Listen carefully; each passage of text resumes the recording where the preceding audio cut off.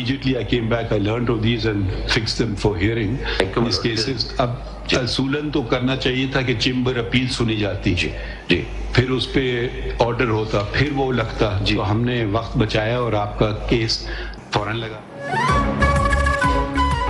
Islamabad supreme court में लापता अफराद जबरी गुमशदगियों के खिलाफ केस की समाअत चीफ जस्टिस काजी फाइज ईसा की सरबराही में 3 रुकनी बेंच समाअत कर रहा है। जस्टिस मोहम्मद अली मजहर, जस्टिस मुसर्रत हिलाली भी बेंच का हिस्सा हैं। फरीकैन के वकीला अदालत के सामने पेश।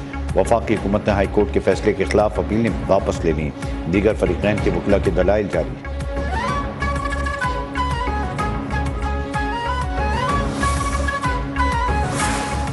इलेक्शन एक्ट के बाद तायात नाअहली बरकरार रहेगी या नहीं, सुप्रीम कोर्ट में अहम तरीन समाअत कुछ देर बाद। चीफ जस्टिस काजी फाइज ईसा की सरबराही में सुप्रीम कोर्ट का 7 रुकनी लार्ज बेंच आर्टिकल 52(1)(f) के तहत अरकान पार्लियामेंट की तायात नाअहली से मुताल्लिक केस की समाअत करेगा। बेंच में justice Mansoor Ali Shah, justice Yahya Afridi, justice Aminuddin Khan शामिल, justice Jamal Mandokhail, justice Muhammad Ali Mazhar, justice Musarrat Hilali भी बेंच का हिस्सा। आर्टिकल 62(1)(f) के तहत कई सियासतदान नाअहल हुए थे।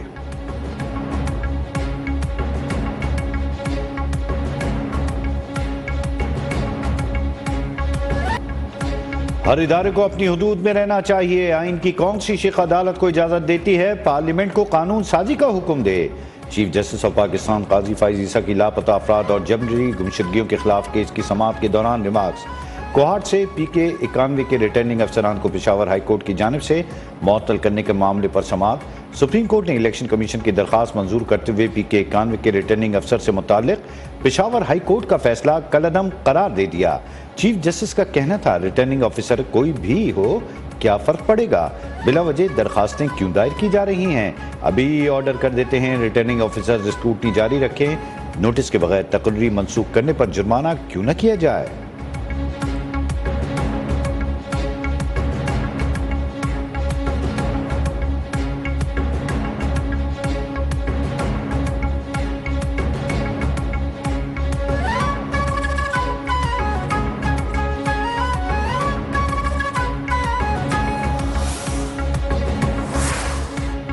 PTI इंट्रा पार्टी इलेक्शन इंतखाबी निशान का मामला। तहरीक इंसाफ को बल्ले का निशान मिलेगा या नहीं।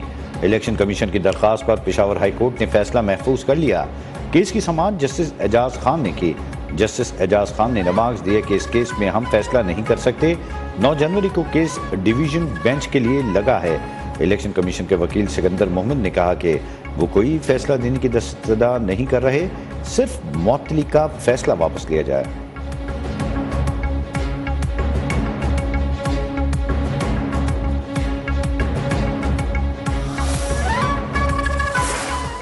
जाना चाहता हूँ, लेकिन ये ज़रूर मैं कहूँगा कि मुझे वो माहौल भी दिया जाए। 1 महीने के अंदर आप समझते हैं? और अगर हाँ, ये बात अपनी जगह पर है कि अगर वो मुझे पुरअमन माहौल देना चाहते हैं, इस मकसद के लिए अगर चंद दिन मुअख्खर हो जाएगा तो कोई क़यामत नहीं आ जाएगी। इंतखाबात चंद दिन मुअख्खर हो गए तो कोई क़यामत नहीं आ जाएगी। सरबराह JUI फे मौलाना फजलुर रहमान का इलेक्शन मुलतवी करने का मुतालबा। कहा जमीयत उलमा इस्लाम इस वक्त दहशतगर्दी के निशाने पर है। इलेक्शन होने चाहिए लेकिन इलेक्शन का माहौल भी दिया जाए। हम नहीं समझते इलेक्शन हो सकेंगे। इलेक्शन कमीशन को हमारी दरख्वास्त पर गौर करना चाहिए। मौसम और अमन व अमान की वजह से धांधली का रास्ता खुलता है। जहां ज़रूरत होगी वहां पर सीट एडजस्टमेंट होगी।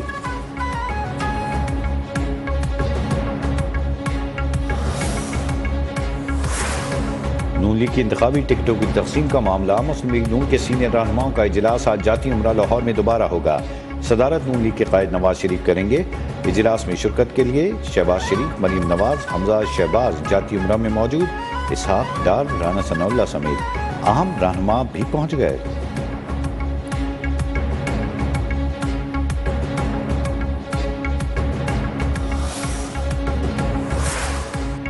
नून लीग और MQM के दरमियान सीट एडजस्टमेंट का मामला खटाई में पड़ गया।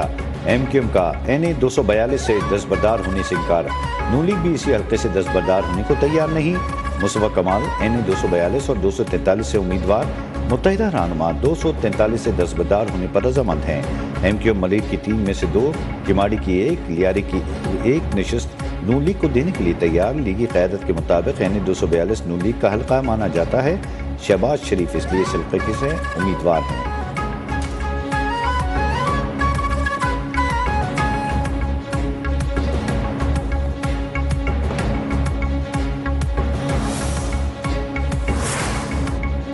8 फरवरी को शेड्यूल्ड आम इंतखाबात का अहम मरहला कागजात मुस्तरद और मंजूर किए जाने के फैसलों के खिलाफ आज भी अपीलें दायर करने और अपीलों पर समाअत का सिलसिला जारी है। उम्मीदवार कल तक अपीलें दायर कर सकेंगे। हाई कोर्ट्स में कायम इलेक्शन अपीलेट ट्रिब्यूनल्स 10 जनवरी तक उम्मीदवारों के अपीलों पर फैसला करेंगे।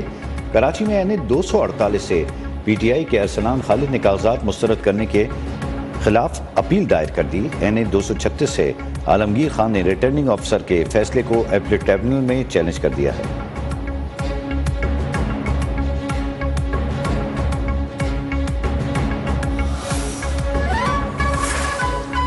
पाकिस्तान स्टॉक एक्सचेंज में तेजी, 100 इंडेक्स में 200 पॉइंट्स का इजाफा हो गया। 100 इंडेक्स की 64,800 की सतह पर ट्रेडिंग।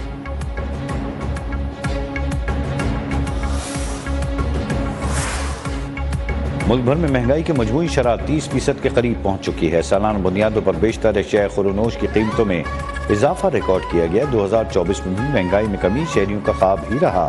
गुज़िश्ता साल के मुकाबले में साल नौ के आगाज़ पर ही लाहौर में सब्जियों की कीमतों में 100% इजाफा हुआ। सब्जियां, फल, गोश्त और अजनास की कीमतों ने सबको हैरान और परेशान कर दिया। सरकारी प्राइस लिस्ट की कोई अहमियत नहीं। हर इलाके के अलग अलग नरखों ने महंगाई में मजीद इजाफा कर दिया है।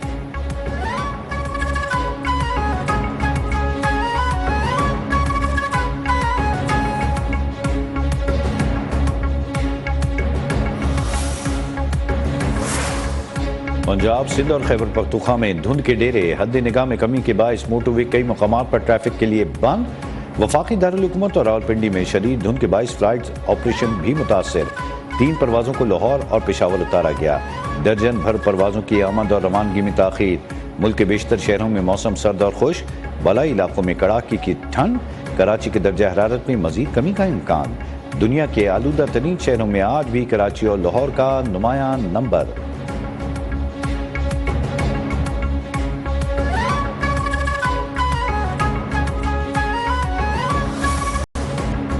गैर कानूनी मुकीम अफगान बाशिंदों की वतन वापसी का सिलसिला जारी। मजीद 917 अफगान बाशिंदे अपने मुल्क चले गए।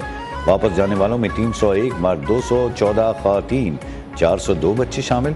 हुकूमत पाकिस्तान के ऐलान से कबल भी गैर कानूनी अफगान बाशिंदे पाकिस्तान से वापस अपने मुल्क जाते रहे हैं।